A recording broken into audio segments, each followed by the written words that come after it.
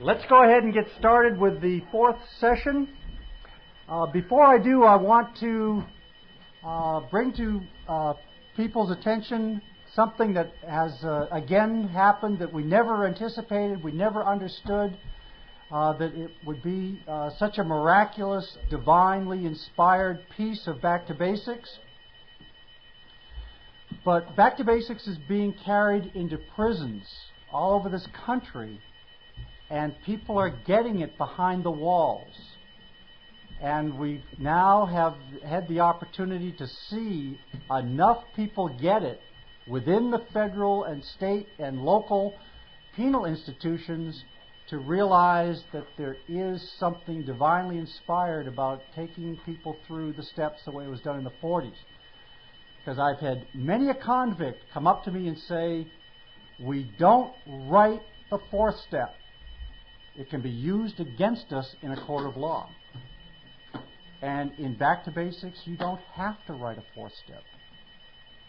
And the other thing they said is in prison, there's nobody above us. Every prisoner is equal. There's no such thing as a sponsor. There cannot be in the prison anybody above anybody else. It's just the way it is. And with Back to Basics, you have sharing partners, and everybody's on an equal level. And that's something for the people that are thinking of carrying this message into the prisons. We've had a great deal of success as a result of having a verbal fourth step, or just check marks on a piece of paper. That's been accepted by many of the inmates because, again, there's no incriminating evidence there, and also not having sponsors but sharing partners as they take each other through the steps of Alcoholics Anonymous. Okay, session number 4. Hi, my name is John. I'm a member of Alcoholics Anonymous. Hey, John, filling in. This is our 4th journey back to the fall of 1946 and the AA beginners meetings. During this session, we will spend much of our time sharing the results of our two-way communication with the God of our understanding. We will experience the life-changing spiritual awakening that occurs as we move from a life run on self-will to a life guided by the vision of God's will. We have demystified the 12 steps of Alcoholics Anonymous and shown you just how simple this program truly is. For those of you who will be completing your steps tonight, we congratulate you for your fine efforts, and we welcome you to the sunlight of the Spirit. Please remember that in order to remain spiritually fit, we must be of service to other alcoholics. We can think of no greater service than helping others through the 12 steps so that they too can find the spiritual solution to alcoholism. It is essential that we never forget that recovery is an ongoing process. We don't just take the steps once and then rest on our laurels. Remember, alcohol is a subtle foe. We must repeat the process again and again in order to remain in a fit spiritual condition. So please, come back for the next series of beginners meetings. We are sure you will gain additional insight into the big book of Alcoholics Anonymous and continue to enhance your relationship with the one who has all power. Welcome to the 4th of the 1-hour AA beginners meetings. This is the payoff. This is what we have been waiting for, to recover from the seemingly hopeless state of mind and body known as alcoholism. By completing the 12 steps of Alcoholics Anonymous, you will experience the spiritual awakening that will change your life forever. Our names are Wally and Steve and John. Thanks, John. Thanks, John, for filling in.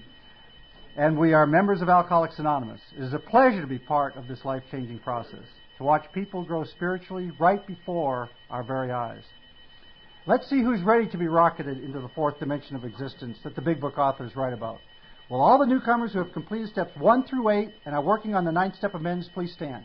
Who has completed the work so far? All right. Okay, let's give them a hand. Okay, look at this.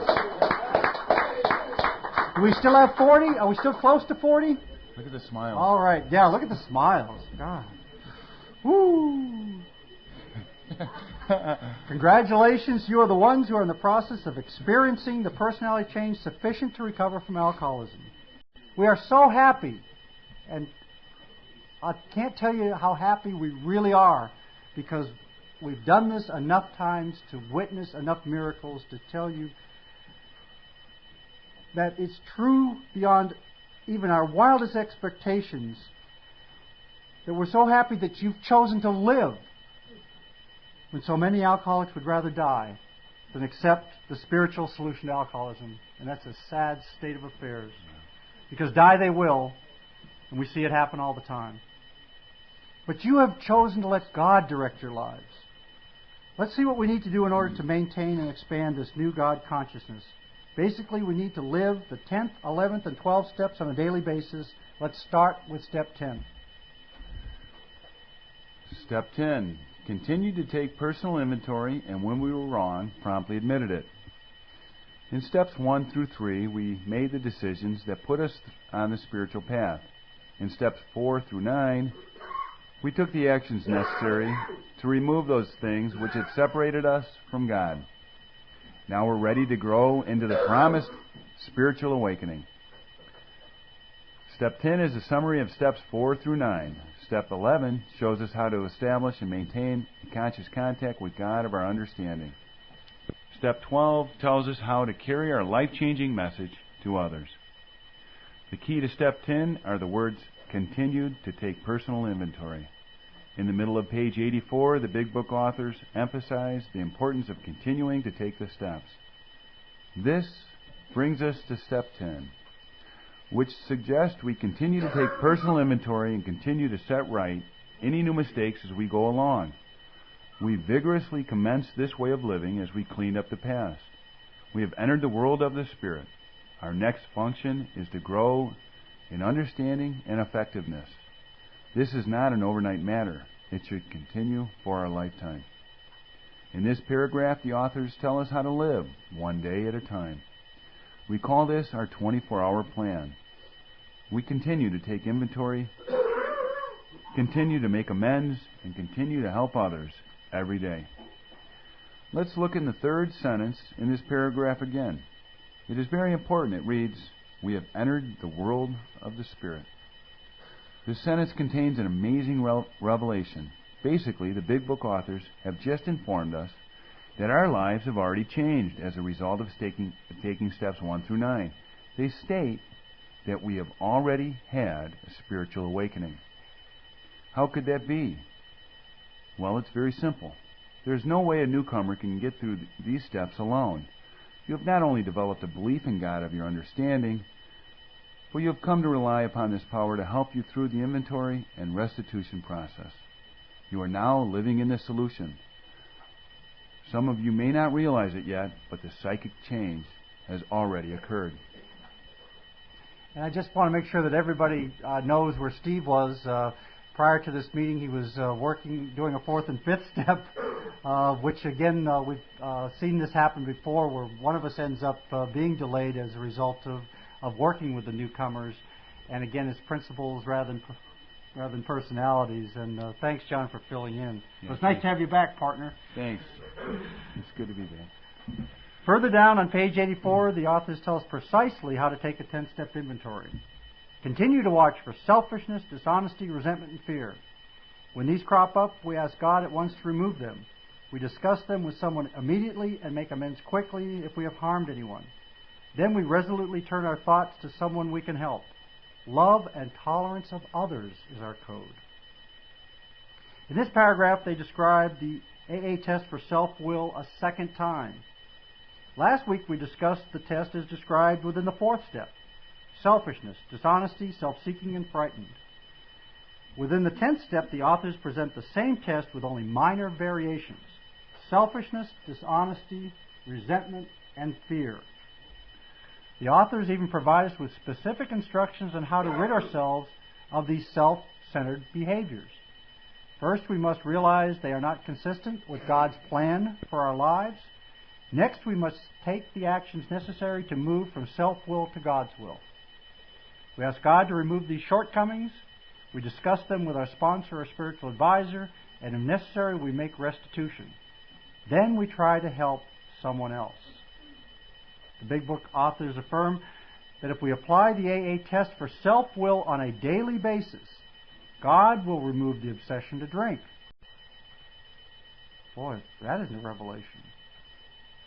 This is another of the many promises we find throughout the text of the book. More than a promise, it's a guarantee. At the bottom of page 84 they write, "And we have ceased fighting anything or anyone, even alcohol. For by this time sanity will have returned. We will seldom be interested in liquor. If tempted, we recoil from it as from a hot flame. We react sanely and normally, and we will find that this has happened automatically. We will see that our new attitude towards liquor has been given us without any thought or effort on our part. It just comes. That is the miracle of it. We are not fighting it, neither are we avoiding temptation. We feel as though we have been placed in a position of neutrality, safe and protected. We have not even sworn off.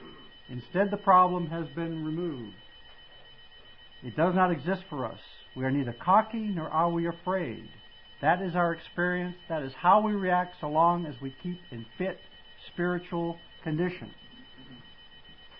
I find that this is absolutely amazing, and it's the crux of the big book in terms of the miracle and the way it was written and laid out. Here we come into the fourth session thinking, wow, sometime I'm going to have this spiritual experience. To come here and find out that it's already happened is such a revelation to so many of us. And the second thing is it's the reason that we get through steps 4 and 5 so quickly. When we're in steps 4 and 5, we're still living in the problem. When we get to 10, 11, and 12, we're living in the solution. We have the rest of our lives to clean up the rest of the wreckage. But now we're cleaning it up with God at our side as we walk hand in hand with the Spirit of the universe. It's so much easier to deal with all of these resentments and fears and harms done to others that will continue to come up from time to time, or as they are revealed to us, when we're looking at it from the solution rather than from the problem. So how do we keep in fit spiritual condition? By taking a daily inventory. What is our reward? A daily reprieve. The Big Book authors describe this daily reprieve in the middle of page 85. It is easy to let up on the spiritual program of action and rest on our laurels. We are headed for trouble if we do, for alcohol is a subtle foe. We are not cured of alcoholism. What we really have is a daily reprieve contingent on the maintenance of our spiritual condition. Each day is a day when we must carry the vision of God's will into all of our activities. How can I best serve Thee? Thy will, not mine, be done. Another reward is God consciousness, direct contact with the Spirit of the universe. In the next paragraph on page 85, the Big Book authors tell us, much has already been said about receiving strength, inspiration, and direction from Him who has all knowledge and power. If we have carefully followed directions, we have begun to sense the flow of His Spirit into us. To some extent, we have become God conscious. We have begun to develop this vital sixth sense. But we must go further, and that means more action. Once again, the authors declare that our lives have changed. We've already had the spiritual awakening. They say we have become conscious of the Spirit of the universe, and we are now receiving strength, inspiration, and direction from this Spirit. Now it's time to find out who is ready to proceed. The directions for taking the 10th step are found in the second paragraph on page 84. Starting with line 2, the Big Book authors write, we continue to take personal inventory and continue to set right any new mistakes as we go along. Will the newcomers who have completed the first 8 steps and are working on their 9th step amends please stand? This is the 10th step question. Will you continue to take personal inventory and continue to set right any new mistakes as you go along? As we go through the room, please answer one at a time, yes or no, and then please be seated as you answer. Yes. Yes. Yes. Yes. Yes. Yes. Yes. Yes.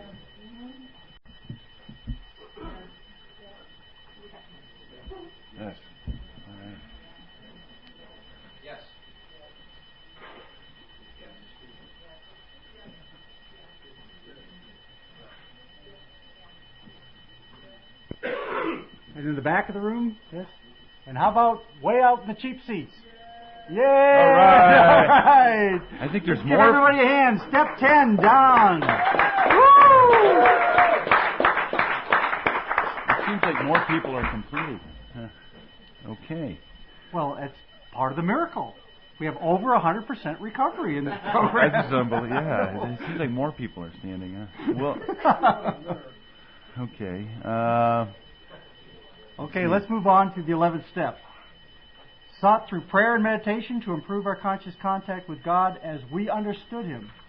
Oh, yep. Praying only for knowledge of His will for us and the power to carry that out. This is the step we prepared for last week.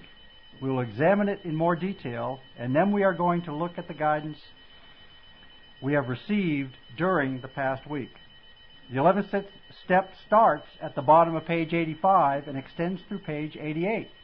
But as we have already seen, the Big Book authors have been writing about prayer and meditation throughout the book. At the bottom of page 85, we find Step 11 suggests prayer and meditation. We shouldn't be shy on this matter of prayer. Better men than we are using it constantly. It works if we have the proper attitude and work at it. And what do the authors mean when they say it works? In essence, they're telling us that prayer and meditation puts us in contact with our Creator. Hopefully, that's what we've been doing this past week, making conscious contact with the God of our understanding. Then at the top of page 86, they make the statement. It would be easy to be vague about this matter, yet we believe we can make some definite and valuable suggestions. And these are the valuable suggestions. At night, they suggest we review the day's activities. Once again, they ask us to use the AA test for self-will to judge our actions. When we retire at night, we constructively review our day. Were we resentful, selfish, dishonest, or afraid? Do we owe an apology? Have we kept something to ourselves which should be discussed with another person at once? Were we kind and loving toward all? What could we have done better? Were we thinking of ourselves most of the time? Or were we thinking of what we could do for others, of what we could pack into the stream of life? This paragraph contains the third reference to the AA test for self-will. The Big Book authors once again have made minor changes to the test they presented to us in the 4th and 10th steps. Nevertheless, it is still the opposite of the Oxford Group test for God's will. This is the same test we will use during our morning meditation. Upon awakening, we are asked to practice the equivalent of the Oxford Group technique of quiet time and guidance. Much of the material in this section of the Big Book came directly from their textbook titled, What is the Oxford Group? This book was written anonymously in 1933, 6 years before our Big Book. Since Bill W., Dr. Bob, and most of the Big Book authors were members of the Oxford Group, we're going to reference the same material they used to write the 11th step. Hopefully this information will make it easier for you to establish a conscious contact with the God of your understanding. In What is the Oxford Group? There is an entire chapter devoted to guidance. Oxford Group members conduct a morning meditation every day.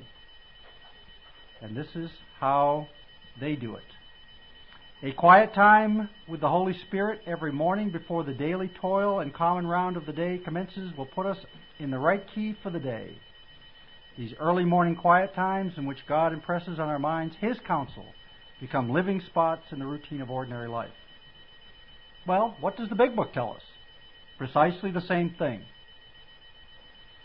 On the middle of page 86, we find, on awakening, let us think about the 24 hours ahead. We consider our plans for the day. Before we begin, we ask God to direct our thinking, especially asking that it be divorced from self-pity, dishonest, or self-seeking motives. So both books tell us to meditate first thing in the morning. Let's look at the sentence beginning with, before we begin, we ask God to direct our thinking. Please concentrate on these words for a minute. They are very important. Before we begin what? Before we begin listening to God. How do we know that we're supposed to listen to God? Because right afterward, it says that we ask God to direct our thinking. If we ask God to direct our thinking, doesn't it stand to reason that our next thoughts are going to be from God? And what do we call these thoughts from God? We call these thoughts guidance. The Oxford group tells us what to do when we receive these thoughts. We write them down. Although this action is not specifically mentioned in the Big Book, it is an essential part of the meditation process. This is what the Oxford group book says. The Oxford group advocates our use of a pencil and notebook so that we may record every God-given thought and idea that comes to us during our time alone with Him, that no detail, however small, may be lost to us, and that we may not shirk the truth about ourselves or any problem when it comes to us. As does the Oxford group, the Big Book authors tell us to test our thoughts. Not all of them come from God, but with time and practice, we begin to rely upon these thoughts. On the top of page 87, they write, "What used to be the hunch or occasional inspiration gradually becomes a working part of the mind. Being still inexperienced and having just made conscious contact with God, it is not probable that we are going to be inspired at all times. We might pay for this presumption in all sorts of absurd actions and ideas.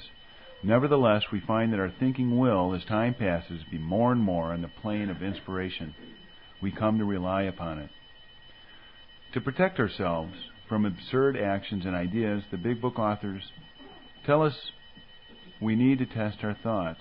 In December 1934, Bill W., our New York City co-founder, was instructed to test his thoughts and actions using the principles of the Oxford group. In the fourth paragraph on page 13 of his story, Bill exclaims, "I was to test my thinking by the new God consciousness within. Common sense would thus become uncommon sense." The authors explain to us on page 69 that we need to test our thoughts and actions to separate self-will from God's will. Starting with line 2 in the second paragraph, they write, "We've subjected each relation to this test. Was it selfish or not? We ask God to mold our ideals and help us live to them. Help us to live up to them." What test do the Big Book authors recommend? They ask us to check for selfishness, which is one of the components of the AA test for self-will. So whether you use the Oxford group's test for God's will, which is honesty, purity, unselfishness, and love, or the AA's test for self-will, which is selfishness, dishonesty, resentment, and fear, you need to analyze what you have written during your morning meditation. Here's how it works. When you finish your morning meditation or quiet time, check what you have written. If what you have put on paper is honest, pure, unselfish, and loving, you can be assured those thoughts have come from God.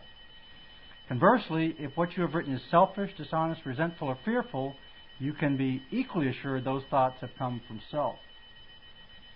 The authors insist that our Creator will provide us with the answers to all of our questions. They even disclose how the Spirit of the universe is going to answer our request for help. At the bottom of page 86, they write, "In thinking about our day, we may face indecision. We may not be able to determine which course to take. Here we ask God for inspiration, an intuitive thought, or a decision. We relax and take it easy. We don't struggle. We are often surprised how the right answers come after we have tried this for a while." So God is going to tell us His plan for our lives in the form of inspiration, an intuitive thought, or a decision.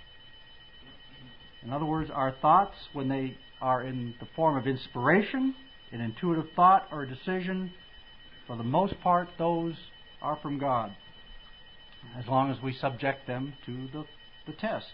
If God is going to provide us with directions on how to live, don't you think it's a good idea to write them down so that we don't forget the directions that He's provided for us? I think that's where it's absolutely essential. I can't remember 5 minutes after my prayer meditation what came to me. How am I supposed to follow guidance if I can't remember it? That's why I find it absolutely essential to write it down. Starting with the last line on page 87, the Big Book authors tell us that we must get out of self-will in order to learn God's plan for our lives. We constantly remind ourselves we are no longer running the show, humbly asking to ourselves many times each day, "Thy will be done." We are then in much less danger of excitement, fear, anger, worry, self-pity, or foolish decisions. We become much more efficient. We do not tire so easily, for we are not burning up energy foolishly as we did when we were trying to arrange life to suit ourselves. It works. It really does. This is an ironclad guarantee. It works. From first-hand experience, we can state that guidance has been working in our lives ever since we became a daily quiet time. But what if we don't receive any God-given thoughts or guidance? Let us assure you this can happen at any time. Remember, all we really have is a daily reprieve contingent upon the maintenance of our spiritual condition. If we don't receive any guidance, it means we have work to do.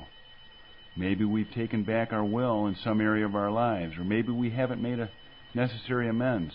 In this case, if this is the case, we need to take the actions necessary to reestablish our connection with our Creator.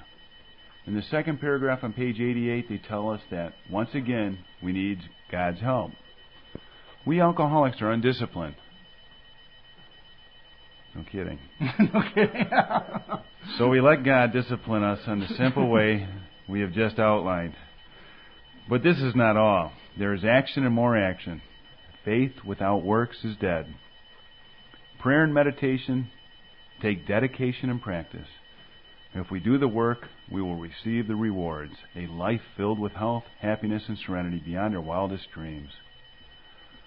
We will conclude our discussion of the 11th step with a moment of silence so each of us can make contact with the Spirit of the universe and receive divine guidance right now. Moment of silence.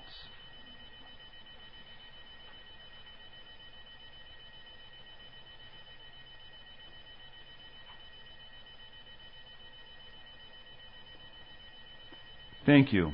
Last week, we asked you to meditate during the week and write down the guidance you received. We realize this is a very personal matter and that your guidance is normally shared with only one other individual who is in the two-way communication with God. But we are asking you to share what you have written with the group in order to demonstrate to those who may still be skeptical that God really does disclose Himself to us. Who's willing to share what they have written? Okay, who would like to be the first? Michael? That's a volunteer. Didn't even get his hand up. Hi, everybody. I'm Michael. I'm an alcoholic. Hi, Michael. And I'd like to say that I'm sober today by the grace of God and the people and the principles of Alcoholics Anonymous. Wow. This has been an incredible day for me. Let me share with you first, if I may, what my guidance was this morning, and then I'd like to share with you a little bit about what it was like working and sharing my guidance and guidance with James this afternoon, and what that was like. It was an incredibly moving and spiritual experience. This morning, my guidance was to listen today, to be open and to hear what is, to love unconditionally, to write my guidance on a daily basis, to live, and to make a difference.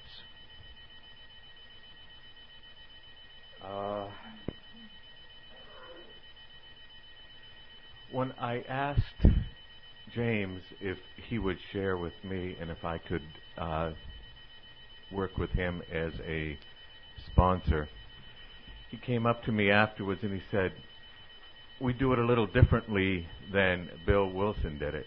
And then we did it more like the Oxford group, and he explained to me it's a conversation between the two of us, and we share what it was like for us and what's going on in our lives, and we use as a guide the 4 standards of the Oxford group, and that's just the way we did it.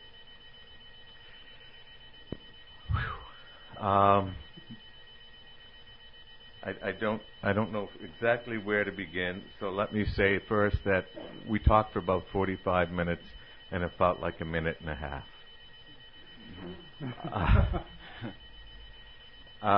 It was extremely intense for me, but Jim looked very relaxed. I think maybe he's done it before. I was just going to say, I think that you probably have done it before.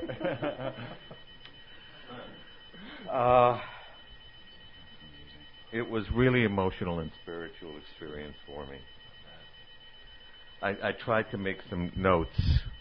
I was instructed, and there was some instruction based on what I had shared. And one of the instructions was to be myself. Wally has told you that I have a radio program. I'm part of the Recovery Television Network. And the Recovery Network is on television, and it's available free if you want to call your cable company. But I do the radio part. And I speak to about a little over a million people every week. And one of the things I shared was how fearful I was, how scary it is, because I don't know what to say all the time. I don't want to say the wrong thing. And James reminded me to just be myself and to share my guidance and just to, if I told stories about myself and what was going on for me, it couldn't be wrong because it was true. It was going on for me. So I really heard that. One of the other things that we shared and we talked about, which really moved me a great deal, was that lots and lots of us in many different guises through many different religions accept God, and many ministers have talked about this, and I'm probably not saying this exactly right, Jim, but we seem to stop there, and the guidance I got was to pass it on, to take it to the next step, and that there must be a reason why I'm in a position to talk to so many people, because I'm not a professional disc jockey or any of those kinds of things, you know. I teach school, you know, so I feel very, I feel chosen to do what it is that I am supposed to do, and believe me, the thing that I'm bound to do from now on is to find out what it is I'm supposed to say every day. Since I came into the program, and I'm coming up on 10 years next month, I had a personal relationship, as we say, with my higher power, whom I choose to call God. It's nice to call him God and not feel funny about it. And I never had that before. So I know that now I've been given the other piece for me, the writing down the guidance so I can pass it on. Because Wally's right, I forget. When I have spoken to God and I have quieted myself to listen, it's been the right thing to say and the right thing to do. But I wasn't writing it down, and I know I was forgetting a lot. So when I was with Wally and Ellie in Tucson, and we discussed the fact that he would be coming here to the Wilson House this weekend, I made sure that Dean knew that my wife and I were coming. One of the other things that James suggested was that I share my guidance with my wife. And I mentioned that my wife was way ahead of me. Every morning, she hits her knees. She talks to God. She pops up and she said, and God said to me today that I should rest or this or that or whatever her guidance was. And I'd go in the other room and I'd talk to God, and then I'd take a shower and go to work.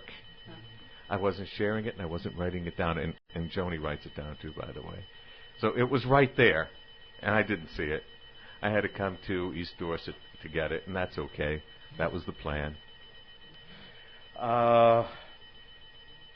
I guess the last thing I want to share was the miracle that happened when I was with James. And the miracle was, for me, that we prayed together to God. I've never done that before. And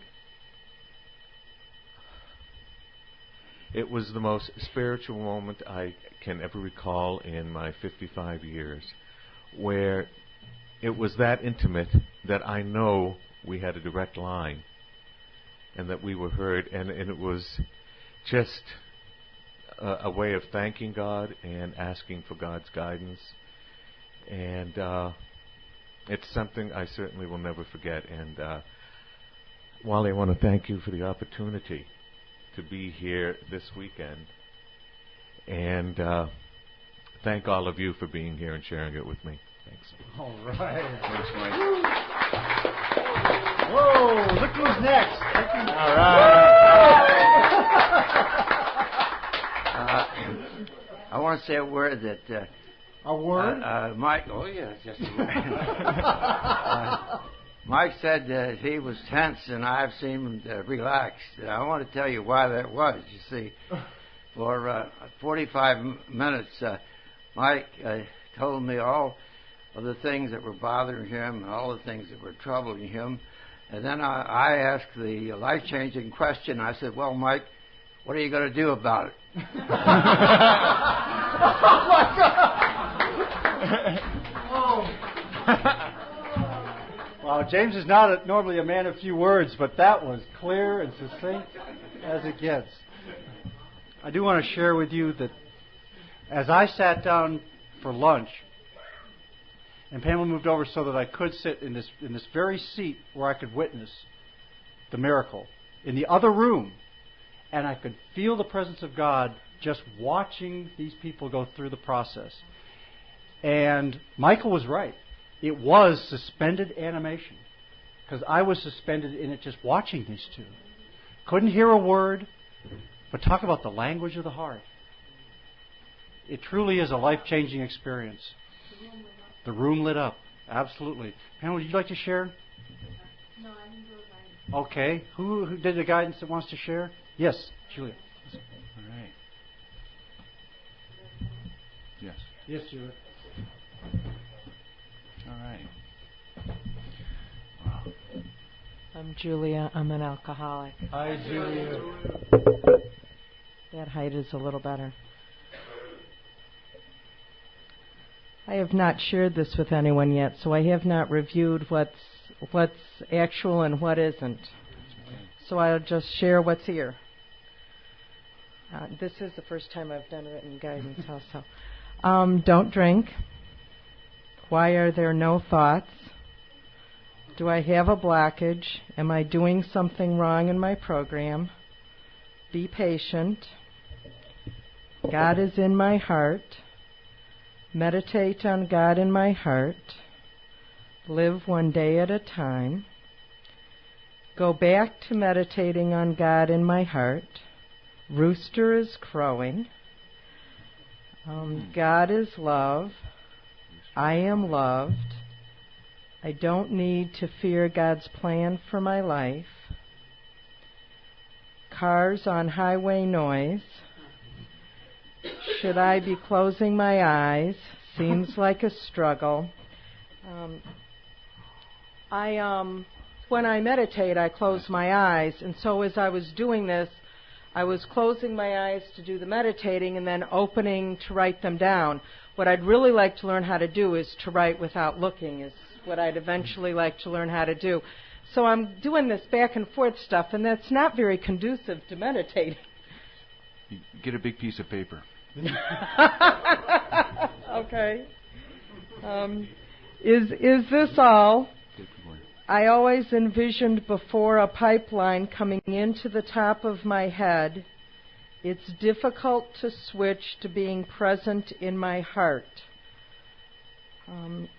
This was very significant for me because what I'm talking about here is how I communicate with God. And what happened to me in my meditation this morning is I realized that This was the part where I realized that I had always been talking to God like God was out there, and I started to realize that God was inside me, and that I could talk to God in my heart as well as a pipeline to outside. Breathe deeply, feel abdomen and breath going in. How self-centered these thoughts are. There's a sex thought. Well, you said to be honest. Turn over tablet. No, tear out paper and turn it over. Evaluate thoughts. Judge. Will Wally think this is good material? Are we going to get this honest? God is in me. God is in me. Look at what Philip is doing. My husband was starting to do his guidance next to me. God is in my heart. What will Wally think? God is in my heart. There's no people pleaser in me. No. My 8th year of sobriety is tough. This is what I needed to not drink. I never would have guessed it. Look at Phil twice. Thank you, God, 3 times. In my heart, not out there. I have been wondering about my heart. Remembered, started this by asking what is God's plan for my life, but didn't write that down. Wally will like this. Remember, the God who you pray to will make it easy to work out your own salvation. That is a quote, actually, from one of the books that's up here, The Guide to the 12 Steps, which we use in our Tuesday night home group, step group. We've been using this for a couple of years. Yeah. Personal God, several times. Wally will like this. Feel heart strongly. God is in me. Quietness, peace. Peace I haven't known since 12. I was broken inside at 12 and knew I was beyond human power. I wanted the healing that is here. I still don't know if I am an alcoholic. God is in me. Where? Everywhere. I'm human. I need a definite place to picture Him being. I do time and space as part of being human. Wally will like this. I'm honest. Breathe deeply, feel abdomen, rooster crowing, upstairs floor creaking. Be still and know that I am God. Big truck on road, left leg going to sleep, maybe I'm finished. Oh, wow. You kids gifted. All right. Oh. I'm sorry, but I have to say something here. Listen, if God tells you to do something, do it whether Wally likes it or not. Yes. Thank you. And the other thing you said was, how did you learn how to get guidance with your eyes open? It reminds me of a fellow who was coming down the street with a violin under his arm, and he stopped a guy. He said, how do I get to Carnegie Hall? And the fellow said, practice, man, practice. Practice.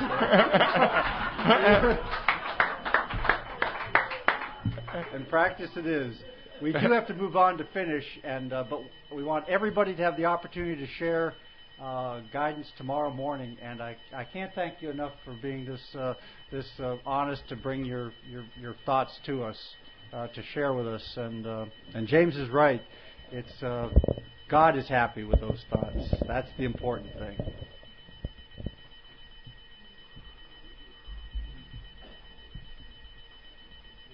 Step 12. Having had a spiritual awakening as a result of these steps, we try to carry this message to alcoholics and to practice these principles in all our affairs. Now that we've made conscious contact with the God of our understanding, we have received the greatest gift of this program, a spiritual awakening. God is now guiding us in such a way that it is indeed miraculous.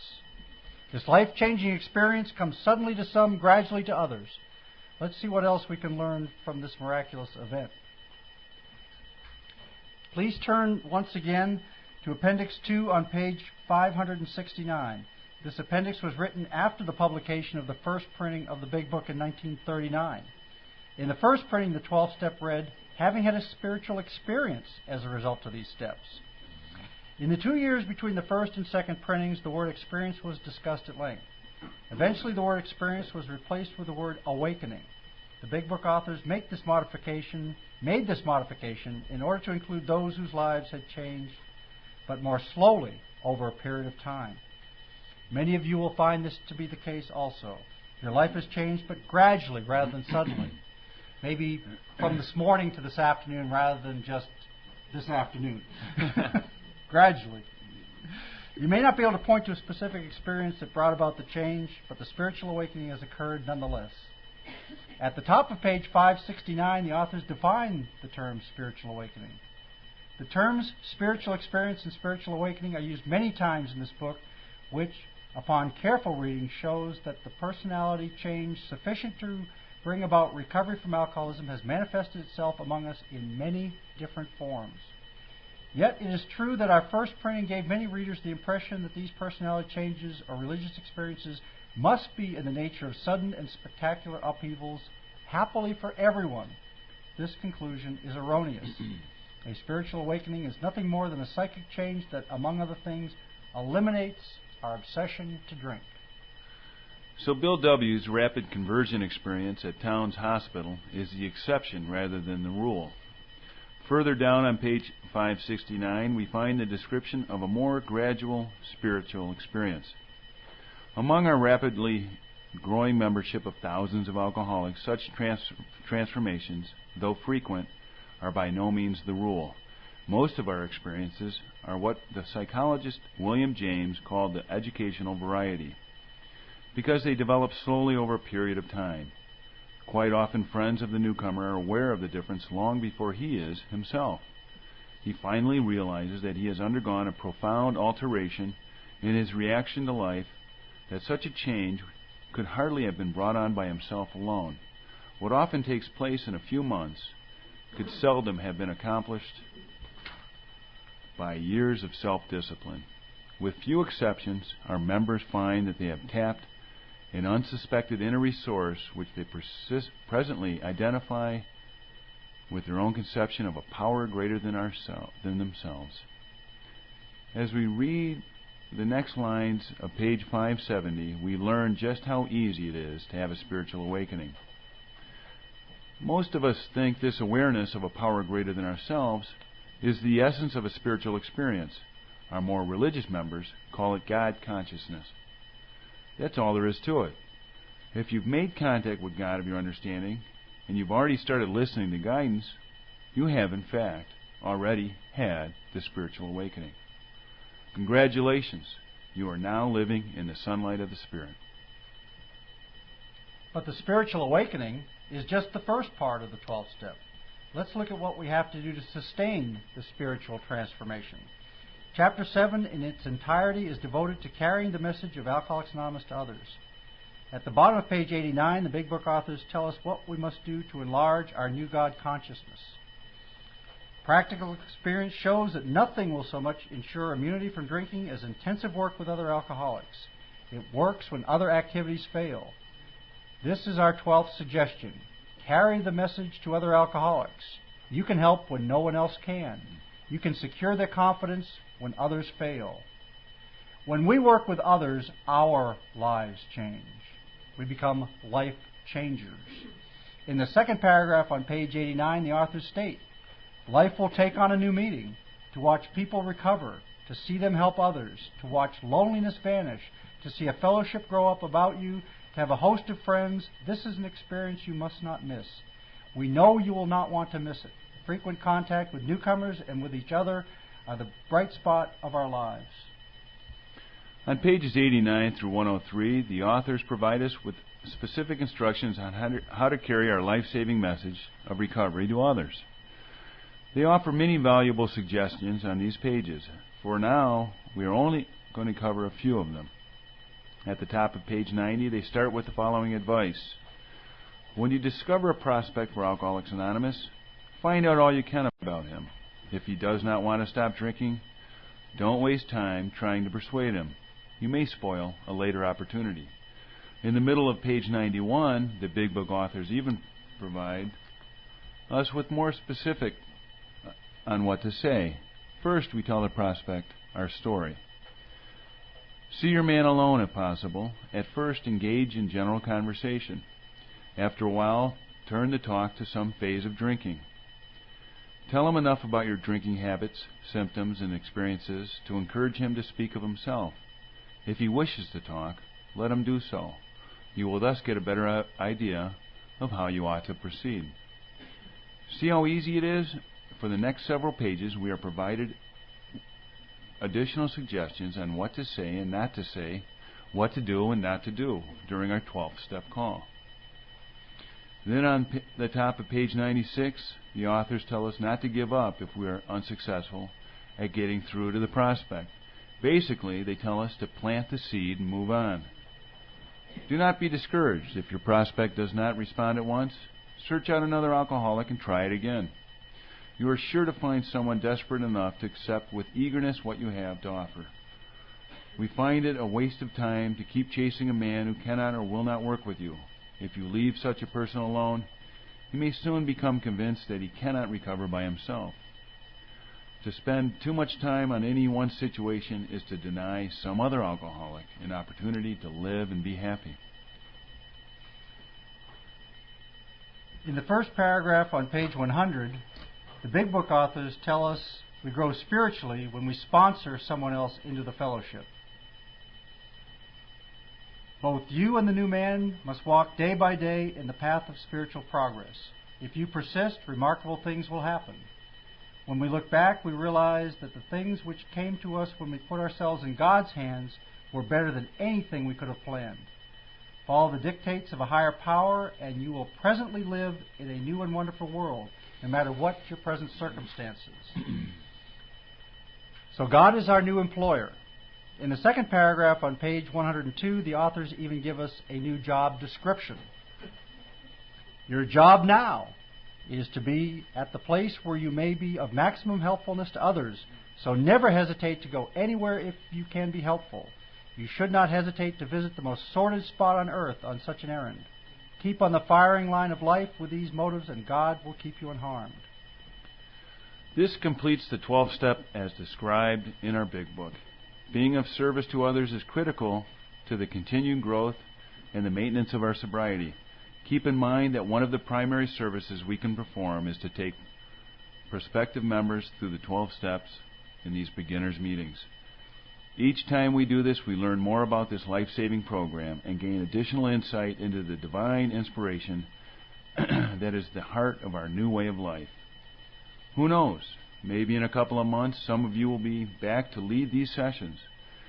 As we have discovered, conducting these beginners' meetings is a real test of how well we know the Big Book of Alcoholics Anonymous. Now all that's left is to practice these principles in all our affairs. What principles? The 12 steps of Alcoholics Anonymous. They are the principles we practice daily for the rest of our lives. On page 164, the Big Book authors conclude with yet one more statement concerning the importance of divine guidance and the necessity of working with others. Our book is meant to be suggestive only. We realize we know only a little. God will constantly disclose more to you and to us. Ask Him in your morning meditation what you can do each day for the man who is still sick. The answers will come if your own house is in order. But obviously, you cannot transmit something you haven't got. See to it that your relationship with Him is right, and great events will come to pass for you and countless others. This is the great fact for us. Abandon yourself to God as you understand God. Admit your faults to Him and to your fellows. Clear away the wreckage of your past. Give freely of what you find and join us. We shall be with you in the fellowship of the Spirit, and you will surely meet some of us as you trudge the road of happy destiny. May God bless you and keep you until then. We are going to close this session by reading part of page 25 from the Big Book. We have waited until now to share this page with you because back when we started this journey, you may not have understood the significance of what is written here. Having completed the 12 steps And having had the spiritual awakening, you are now in a position to see these words from an entirely new perspective. Your lives have changed. You now realize there is a solution. Yay! Perfect. All the way to the end. Almost none of us like the self-searching, the leveling of our pride, the confession of shortcomings which the process requires for its successful consummation. But we saw that it really worked in others, and we had come to believe in the hopelessness and futility of life as we had been living it. When therefore we were approached by those in whom the problem had been solved, there was nothing left for us but to pick up the simple kit of spiritual tools laid at our feet. We have found much of heaven, and we have been rocketed into a fourth dimension of existence of which we had not even dreamed. The great fact is just this and nothing less, that we have had deep and effective spiritual experiences which have revolutionized our whole attitude towards life, towards our fellows, and towards God's universe. The central fact of our lives today is the absolute certainty that our Creator has entered into our hearts and minds, lives in a way which is indeed miraculous. He has commenced to accomplish those things for us which we could never do by ourselves. We want to welcome each of you who has completed the 12 steps to the fourth dimension of existence. We thank you for providing us the opportunity to be your guides for this miraculous spiritual journey. As this cartoon from the Grapevine shows, we have made the transition, and we've crossed the Rum River using the support of Alcoholics Anonymous, and we have entered the world of Sania. And I love the foundation, extra depth of vast experience rocks, the framework of divine steel, of truest temper, welded at each joint with faith, and the filling is a concrete composition of time-tested material, the strongest known to man, called fellowship. We welcome you to the fellowship of the Spirit. Are there any questions?